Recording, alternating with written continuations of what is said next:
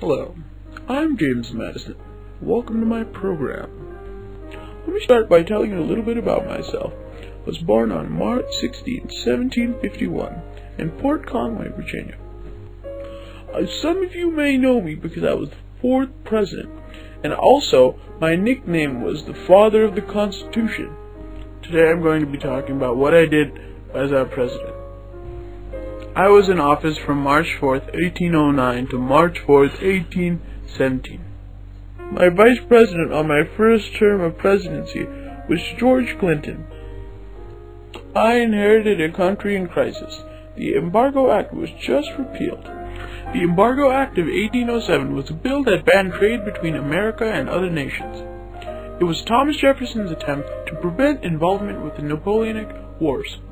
It was barely unpopular among the people. After it was repealed, we realized that exporting goods was crucial to the U.S. economy, and the only way to export goods to Europe was by ship.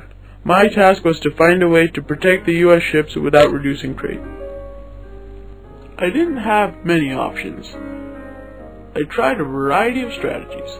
The first strategy was to enforce the Non-Intercourse Acts of 1809. However, the Non-Intercourse Acts didn't work. My next approach was to create a deal with France and Britain. If one of them would agree to respect U.S. neutrality, trade would be cut off from the other. Napoleon was the first to agree on these terms on the behalf of France. Meanwhile, things were heating up along the western frontier. The United States kept taking Indian land, and the Indians were mad. By 1810, settlers had seized more than 100 million acres of fertile Indian land. Treaties were made and then broken. When Tecumseh, a chief of the Shawnee tribe, saw what was happening, he tried to do something about it. His strategy was to form a confederacy of all the frontier tribes from Florida to the Canadian border. Still, the British didn't like that the Americans were trading with the French and started interfering with their shipping. This pretty much led up to the War of 1812. There were many important battles during the War of 1812, but a few were the most important. One of these important battles was the Battle of Washington. In the Battle of Washington, many buildings were set on fire, including the White House and many more other government buildings.